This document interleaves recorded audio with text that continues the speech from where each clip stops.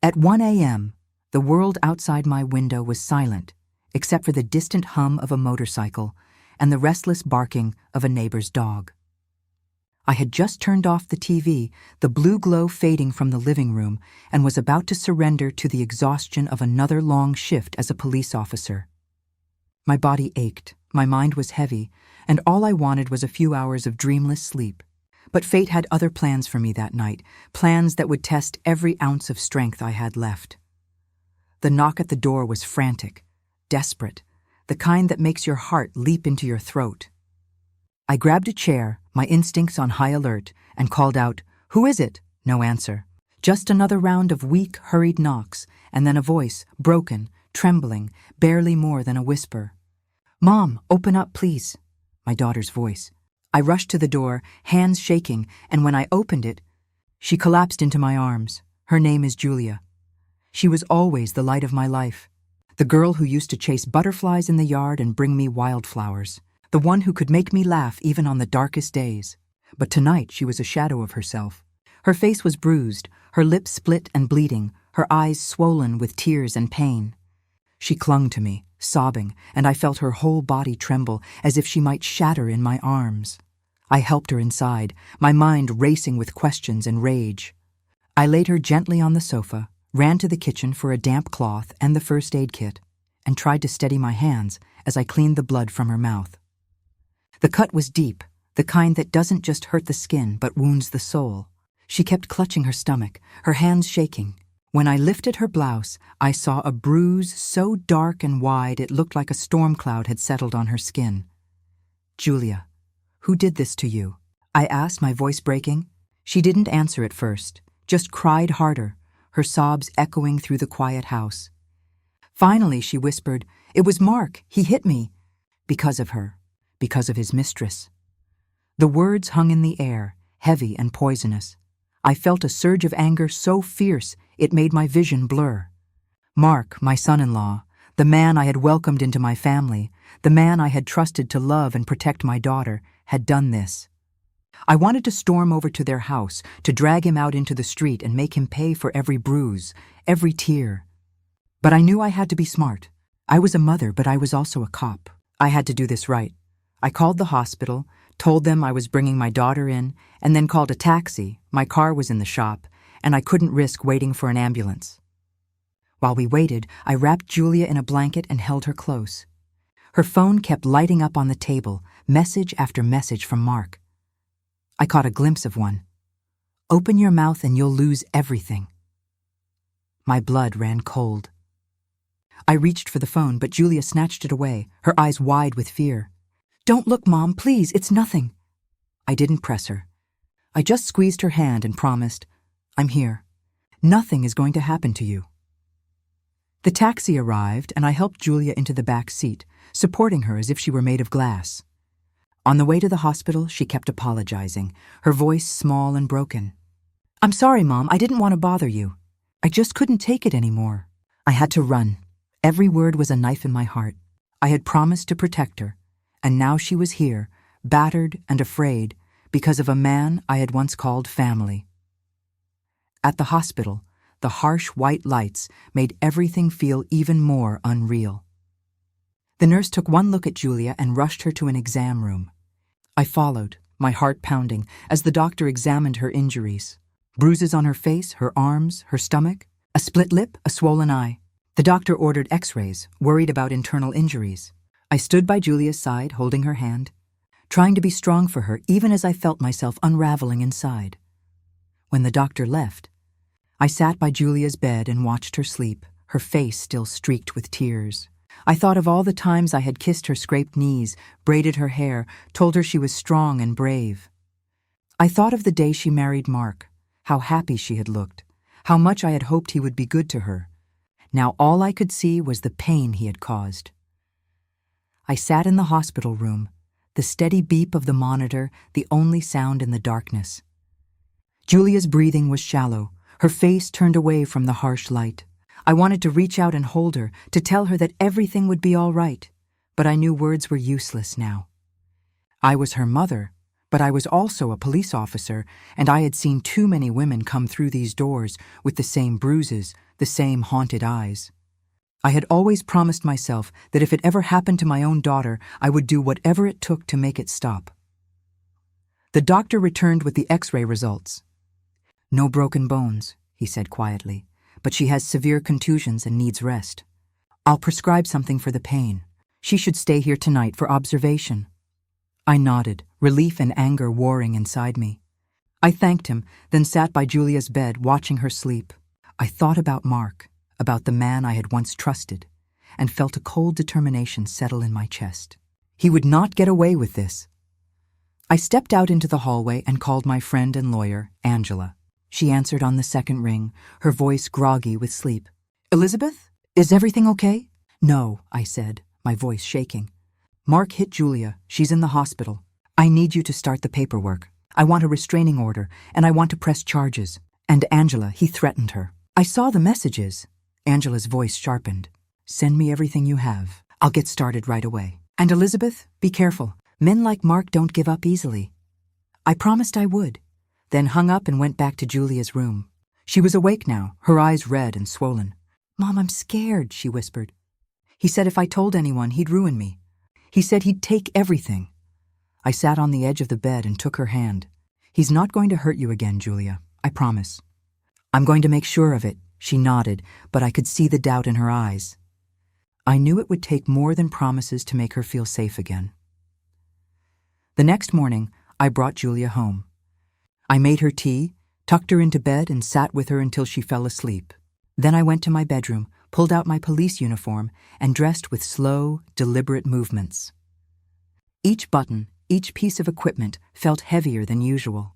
I was not just a mother now, I was a woman on a mission. I gathered all the evidence I could find. Photos of Julia's injuries, screenshots of Mark's threatening messages, the hospital report. I backed everything up on a USB drive and made copies for Angela. I called my captain at the station and told him what had happened. He listened in silence, then said, "Do what you have to do, Elizabeth. We're behind you." I spent the day making calls, filing reports, and meeting with Angela. She was relentless, her legal mind sharp and focused. "We'll get him," she said, her eyes fierce. "But you need to be ready. He's going to fight back." That evening, Julia woke from a nightmare, her face pale and sweaty. I sat with her, holding her hand, whispering that she was safe. She told me about Mark's mistress, about the way he flaunted the affair, about the humiliation and fear she had lived with for months. I listened, my heart breaking, and promised her again that she would never have to go back. The next day, I took Julia to see a counselor. She was hesitant at first, but the gentle woman behind the desk made her feel at ease. I waited in the lobby, my mind racing with plans. I would not let Mark win. I would not let my daughter become another statistic. That night, as Julia slept, I sat at the kitchen table, staring at the evidence spread out before me. I thought about all the women I had helped over the years, all the times I had told them to be brave, to fight back. Now it was my turn. I would fight for Julia, for myself, for every woman who had ever been hurt and silenced. I picked up my phone and dialed Mark's number. He answered on the third ring, his voice smug and unrepentant. "What do you want, Elizabeth?" I took a deep breath, my voice cold and steady. "You're done, Mark. Stay away from my daughter. If you come near her again, I'll make sure you regret it." He laughed, but I could hear the uncertainty in his voice. "You think you can scare me?" "I don't have to scare you," I said. "I just have to prove what you did. And I will." I hung up, my hands shaking, but my resolve stronger than ever. I would not let fear win. I would not let Mark destroy my family. The next morning, the sun rose pale and cold, casting long shadows across the kitchen floor. I made breakfast for Julia, though she barely touched her food. She sat at the table, her hands wrapped around a mug of tea, staring into the distance. I wanted to reach across and pull her back, to remind her of the strong, joyful woman she used to be, but I knew healing would take time. I let her sit in silence, offering comfort simply by being there. After breakfast, I called my captain again. "I need to file a formal report," I said. "Not just as a mother, but as an officer. I want this on the record." He agreed, his voice steady. "Come in when you're ready, Elizabeth. We'll do this by the book." I gathered the evidence, photos, medical reports, screenshots, and drove to the station. The familiar scent of coffee and old paper greeted me as I walked in, but today everything felt different. I was not just an officer, I was a mother fighting for her child. My colleagues greeted me with quiet nods, their eyes full of sympathy and support. I sat with my captain and laid out the case. He listened carefully, asking questions, making notes. "We'll open an investigation," he said.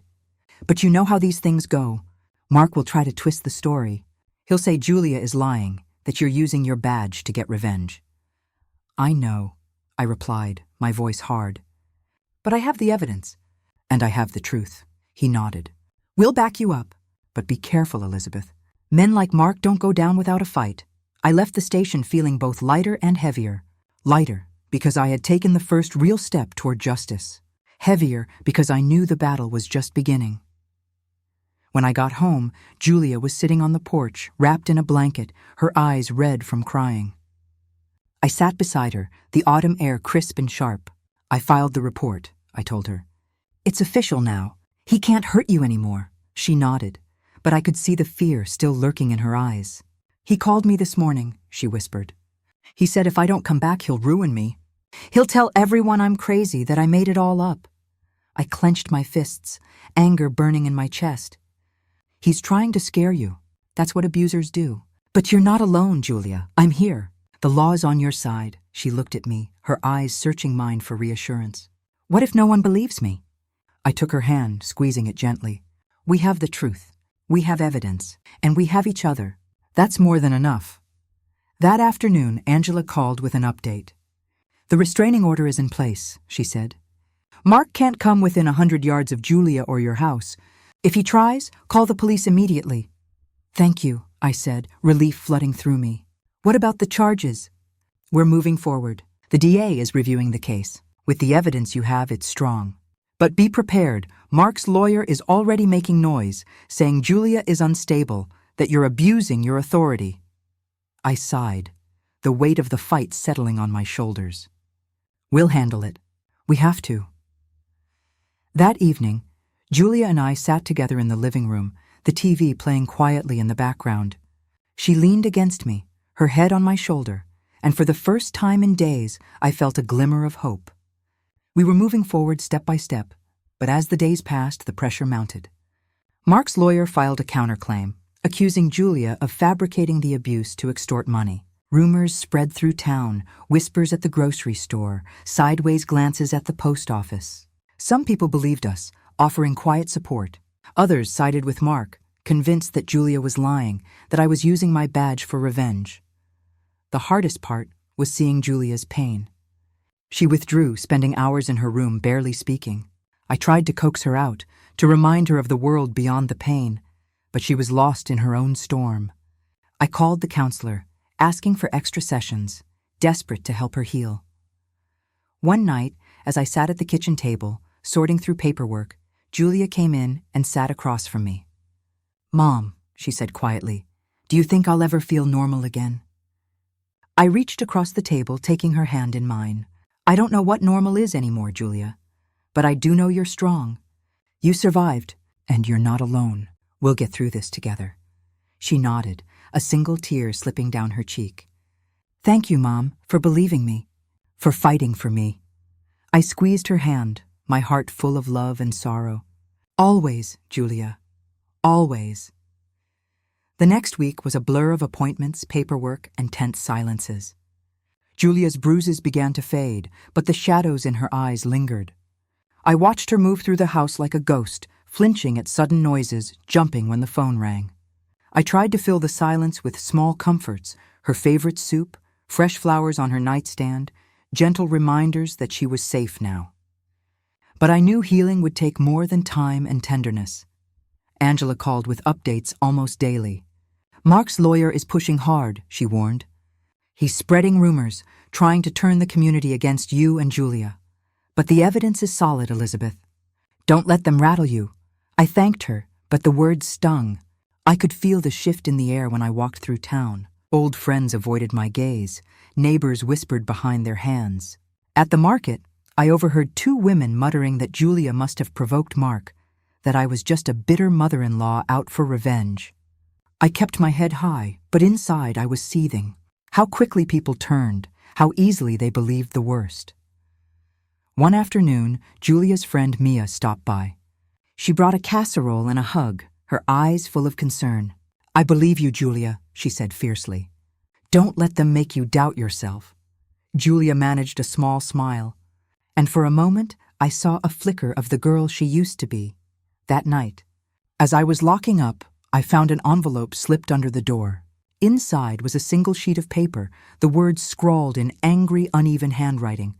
"Shut up, or you'll lose your daughter." My hands shook as I read it. I filed the note with the rest of the evidence, but fear gnawed at me. Mark was getting desperate.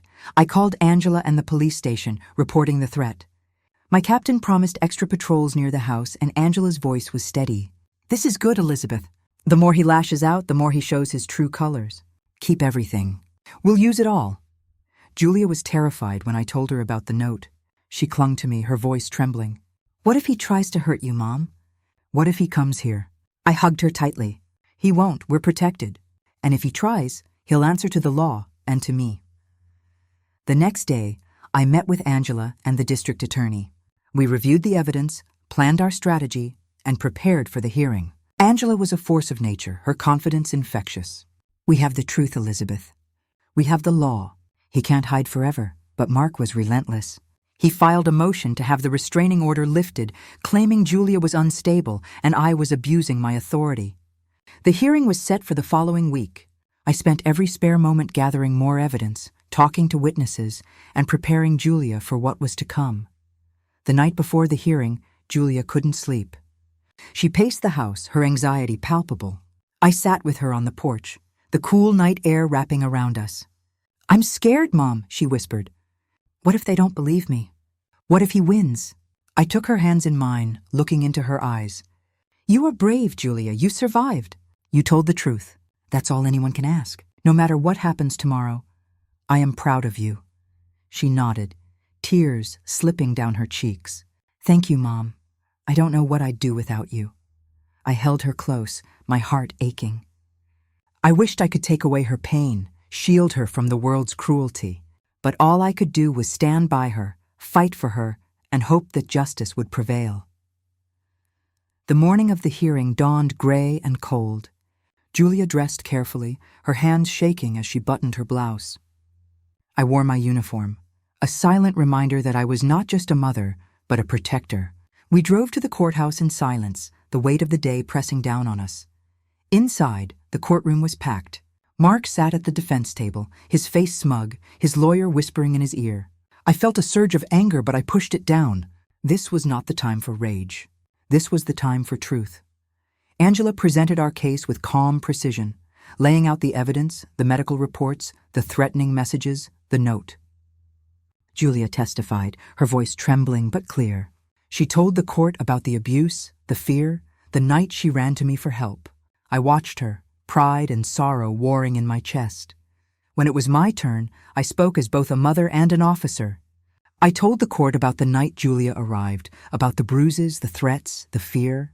I told them I would do anything to protect my daughter and that I would not rest until justice was done. The judge listened intently, his face unreadable as Angela and Mark's lawyer sparred back and forth. Mark's attorney tried to paint Julia as unstable, suggesting she was exaggerating or inventing the abuse for attention or revenge. He questioned my motives, hinting that I was using my badge to intimidate Mark and sway the investigation. I kept my composure, answering every question with calm certainty, refusing to let him twist the truth. Julia sat on the witness stand, her hands folded tightly in her lap. She spoke quietly but firmly, describing the months of fear, the humiliation of Mark's affair, the night he hit her and threatened her life. She didn't cry, but her voice shook when she talked about the moment she ran to my door, desperate and alone.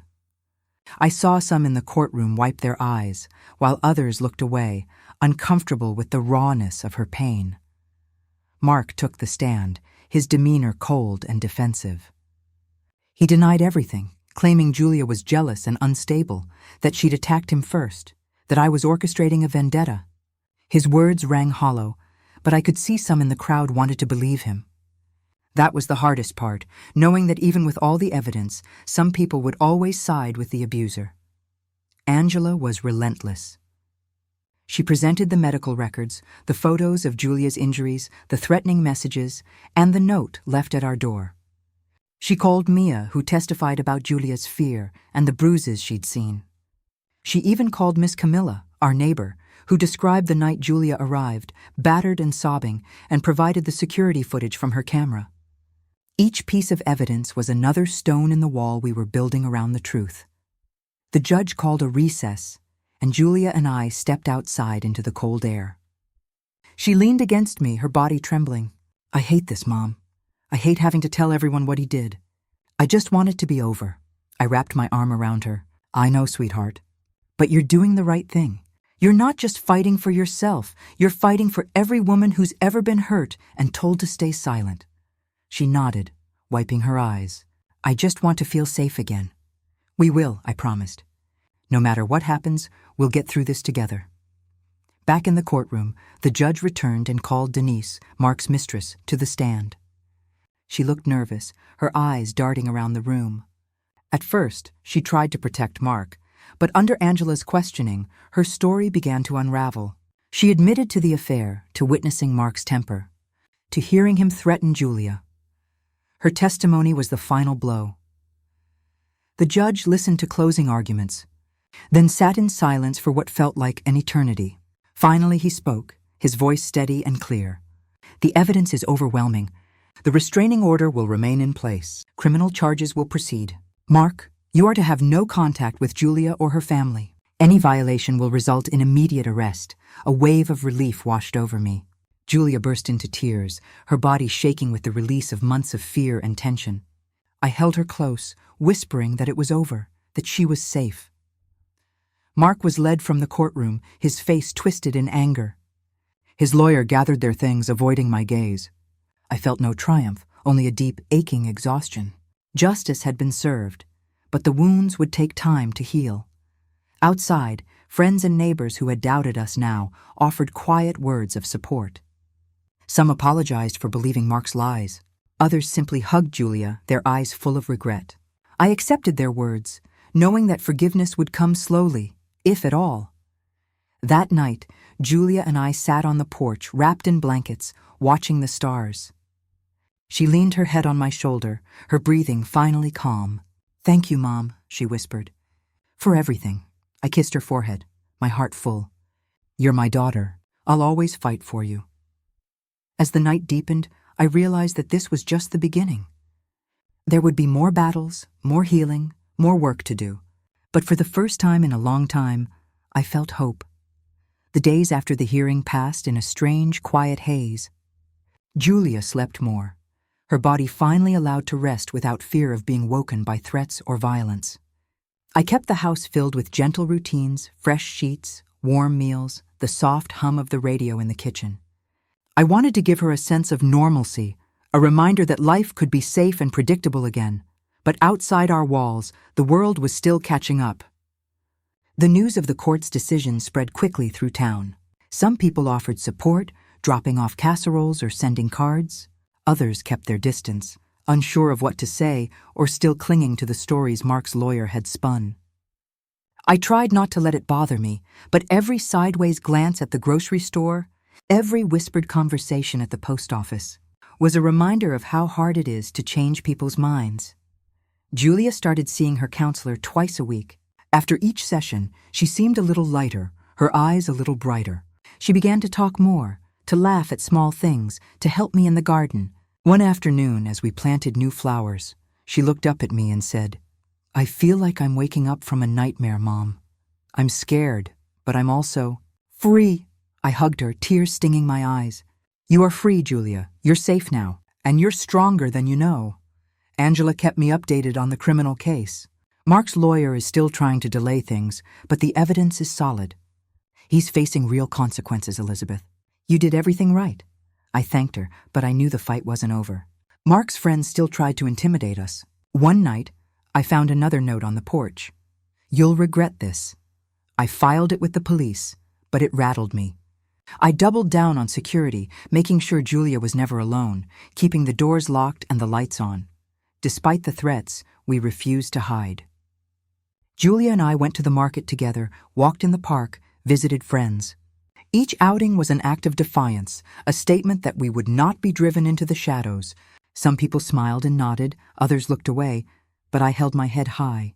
I was proud of my daughter, proud of her courage, proud of the woman she was becoming. One evening, as we sat on the porch watching the sunset, Julia turned to me. "Do you think I'll ever trust anyone again, Mom? Do you think I'll ever be able to love without being afraid?" I took her hand, squeezing it gently. "I don't know, sweetheart, but I do know that healing takes time. You don't have to rush. You just have to keep moving forward, one step at a time." She nodded, her eyes shining with determination. "I want to try. I want to live again." That night, I wrote in my journal, something I hadn't done in years.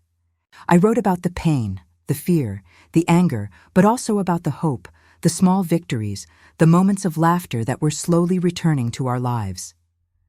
I wrote about Julia's strength, about my own resolve, about the power of truth and love.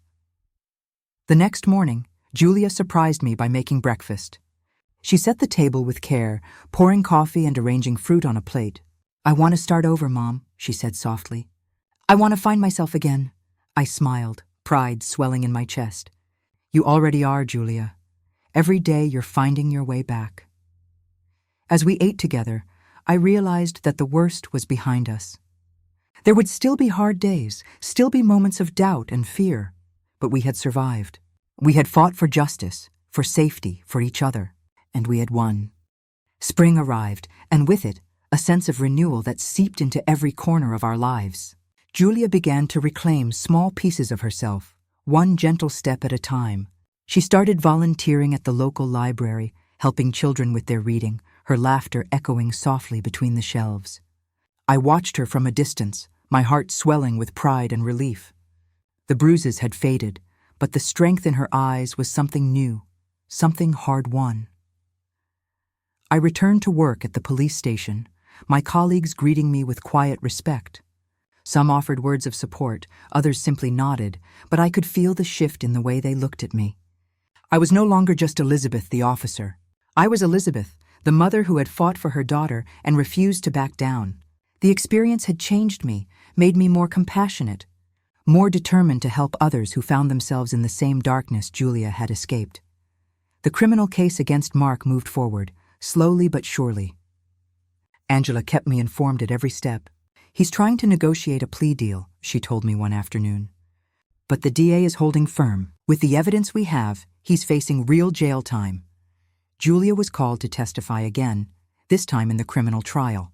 She was nervous, her hands shaking as she prepared, but she stood tall in the witness box, her voice clear and unwavering. She told the truth about the abuse, the threats, the night she ran to me for help. Mark's lawyer tried to rattle her, but Julia didn't flinch. She looked him in the eye and refused to be silenced. When the verdict came, it was swift and decisive. Mark was found guilty of assault, intimidation, and fraud. He was sentenced to several years in prison, with a restraining order that would last long after his release. Julia wept when she heard the news, not out of joy, but out of relief. The weight she had carried for so long was finally lifted. After the trial, the town's attitude began to shift. Neighbors who had once doubted us now offered quiet apologies, bringing flowers or stopping by to check in. Some admitted they had been wrong to believe Mark's lies. Others simply said, "I'm glad you're both safe." I accepted their words, knowing that forgiveness was a process, not a moment. Julia's healing continued. She started seeing a new therapist, one who specialized in trauma recovery. She joined a support group for survivors of domestic violence, finding comfort in the stories of others who had walked the same path. She made new friends, rediscovered old hobbies, and even began to talk about going back to school. One evening, as we sat on the porch watching the fireflies dance in the twilight, Julia turned to me.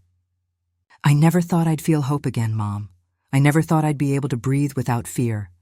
But I do, I really do," I smiled, tears prickling my eyes. "You're a survivor, Julia. You're stronger than you know." She squeezed my hand.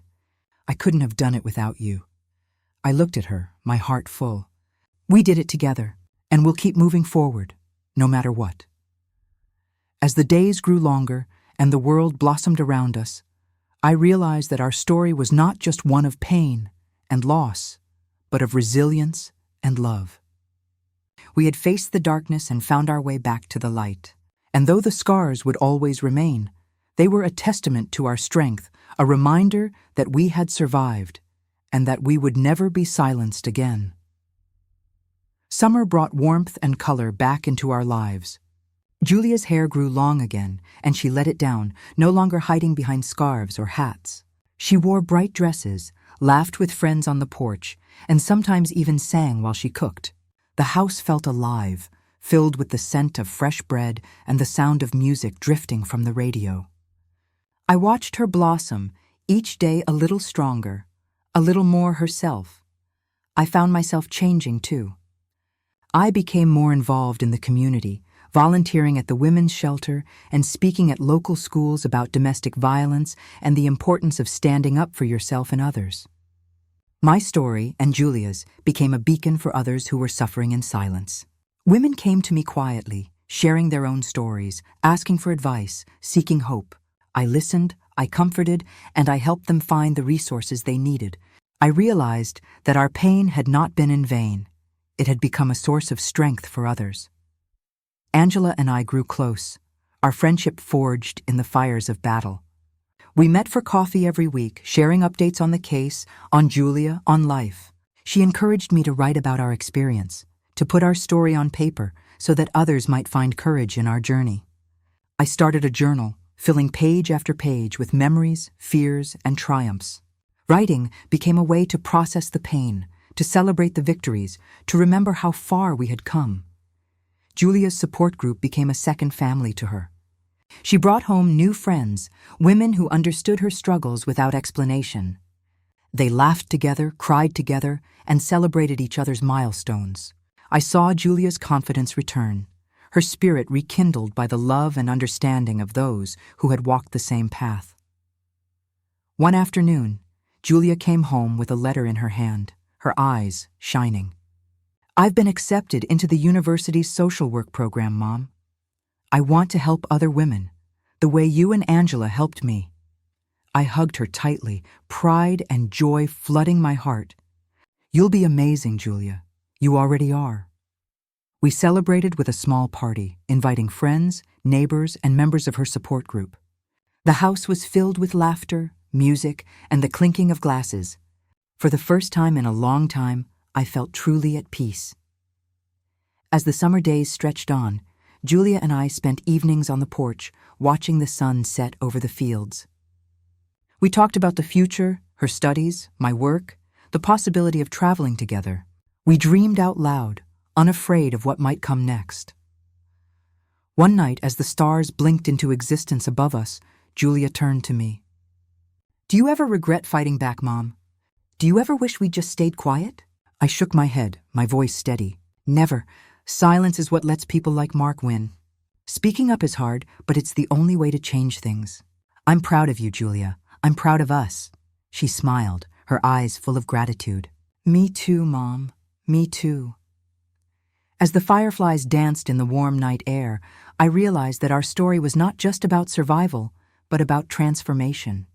We had taken our pain and turned it into power, our fear into hope. We had learned that even in the darkest moments, there is always a way forward, a way to heal, to grow, to love again. As autumn approached, the world outside our window turned golden and crisp. Julia started her classes at the university, her days filled with new faces, new ideas, and a sense of purpose that made her glow. She came home each evening with stories about professors who inspired her, classmates who became friends, and the women she met through her internship at the shelter.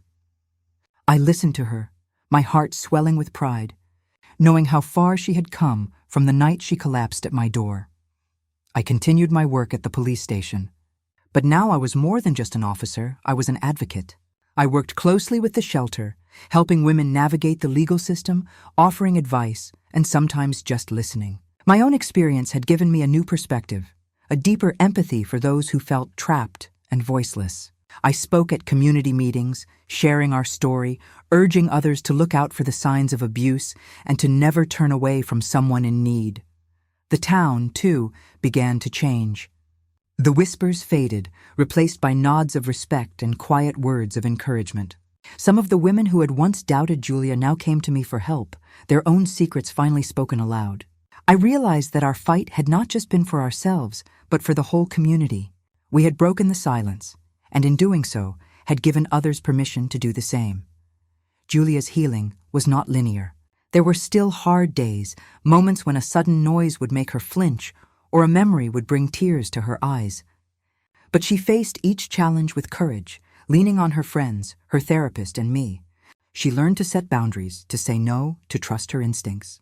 She found joy in small things, a good grade, a walk in the park, a cup of coffee with a friend. One evening, as we sat together on the porch, Julia turned to me, her eyes thoughtful. "Do you think I'll ever be able to love again, Mom? To trust someone the way I used to?" I took her hand, squeezing it gently. "I think you will, Julia, but you don't have to rush. The right person will understand your scars and love you all the more for them. And until then, you have me and all the people who care about you." She smiled, her eyes shining with hope. "I'm not afraid anymore, Mom, not really. I know who I am now. I know what I deserve."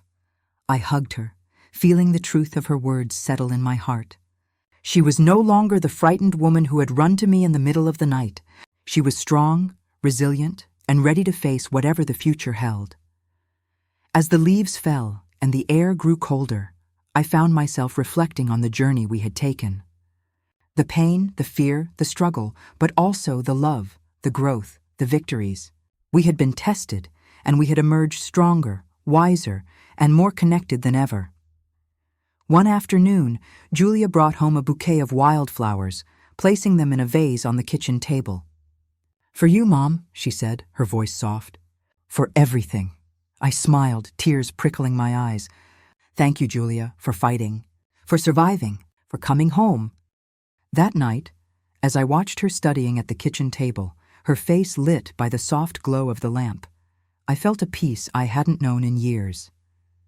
We had come through the storm, and though the scars would always remain, they were a testament to our strength, a reminder that we had chosen to fight, to heal, and to love. Winter settled in, blanketing the town in quiet and frost. The holidays approached, and for the first time in years, our home felt warm and safe. Julia decorated the house with twinkling lights and garlands, her laughter echoing through the rooms as we baked cookies and wrapped gifts for friends. We invited Angela and her family, as well as a few women from the shelter, to join us for Christmas dinner. The table was crowded, the air filled with stories and gratitude, and I realized that our family had grown not just in numbers, but in love and resilience. Mark's sentence was handed down just before the new year. The judge's words were final and clear: years in prison, a permanent restraining order, and a public acknowledgement of the harm he had caused. Julia and I sat in the courtroom holding hands as the verdict was read. She didn't cry, but I saw the relief in her eyes, the sense of closure that came with knowing he could never hurt her again. After the trial, Julia wrote a letter to Mark, not to forgive him, but to release herself from the last threads of fear and anger. She read it to me one evening, her voice steady. "You took so much from me, but you didn't break me. I am not your victim. I am my own person, and I am free." She folded the letter and tucked it away, a private act of healing. I continued my work at the station, but I also found new purpose in advocacy. I started a support group for survivors, meeting every week in the community center. Women came, some shy and hesitant, others bold and angry, all of them searching for hope. We shared our stories, our pain, our victories. We laughed, we cried, and we lifted each other up. I saw Julia's story reflected in so many faces, and I knew that our fight had made a difference. Julia thrived at university, her grades high and her heart open. She spoke at events, sharing her journey, encouraging others to seek help and to believe in their own strength. She interned at the shelter, working with women and children, her empathy and wisdom shining through. She made plans for the future, graduate school, a career in social work, maybe even starting her own organization one day. One snowy afternoon, as we walked through the park, Julia slipped her arm through mine. "Do you ever regret any of it, Mom? The fight, the pain, the way our lives changed?" I thought for a moment, watching our breath curl in the cold air. "I regret that you were hurt, Julia. I regret that you had to suffer. But I don't regret fighting for you. I don't regret standing up for what's right. And I don't regret the woman you've become." She smiled, her eyes bright. "Me neither. I wouldn't trade who I am now for anything." As the year turned, I looked back on all we had endured, the fear, the struggle, the moments when hope seemed out of reach. But I also saw the love, the courage, the unbreakable bond between mother and daughter. We had faced the darkness and found our way back to the light. We had learned that healing is not a destination, but a journey, a choice we make every day. That night, as we sat by the fire, Julia leaned her head on my shoulder. "Thank you, Mom, for everything." I kissed her hair, my heart full. "Thank you, Julia, for surviving, for fighting, for teaching me what it means to be brave." Outside, the snow fell softly, covering the world in a blanket of peace. Inside, our home glowed with warmth and hope. We were not just survivors, we were warriors, healers, and builders of a new future. Spring returned, and with it, a sense of possibility that felt almost miraculous. The world outside our window burst into bloom, daffodils and tulips lining the walk, birdsong filling the mornings. Julia finished her first year at university with honors, her confidence growing with every step she took. She spoke at a conference on domestic violence, her voice clear and strong as she told her story to a room full of strangers. I watched from the audience, tears in my eyes, overwhelmed by pride and gratitude. Our home became a haven for others. Women from the support group often stopped by for coffee or advice, sometimes bringing their children, sometimes just needing a safe place to breathe. Julia and I welcomed them all, our kitchen table a gathering place for laughter, tears, and healing. I realized that the pain we had endured had given us a gift, the ability to help others find their way out of the darkness. Angela encouraged me to write an article for the local paper, sharing our journey and the lessons we had learned. I poured my heart into every word, hoping that someone, somewhere, would read it and find the courage to speak up. The response was overwhelming. Letters and emails poured in from women and men alike, thanking us for our honesty, sharing their own stories, and asking for help. I answered every message, offering support, resources, and hope. Julia's life blossomed in ways I had only dreamed of. She made new friends, traveled with her classmates, and even started dating again. The first time she brought someone home, I saw the nervousness in her eyes, but also the determination. She was learning to trust again, to open her heart without fear. I welcomed her new boyfriend with kindness, watching carefully for any signs of trouble, but mostly just grateful to see her happy. One evening, as we sat on the porch watching the sunset, Julia turned to me. "Do you think we'll ever forget, Mom? The pain, the fear, everything that happened?" I shook my head, my voice gentle. "I don't think we're meant to forget, Julia. Our scars remind us of what we've survived. But I do think we can forgive not for them, but for ourselves. We can let go of the anger, the shame, and make room for joy." She smiled, her eyes shining with understanding. I like that, making room for joy. As the days grew longer and the world warmed, I found myself dreaming again, of travel, of new adventures, of a future filled with hope. Julia and I planned a trip for the summer, just the two of us, a celebration of all we had overcome. We talked about visiting the ocean, feeling the sand between our toes, letting the waves wash away the last traces of sorrow. On the morning of our departure, Julia handed me a small box. Inside was a silver bracelet engraved with the words, "Survivor, Fighter, Loved."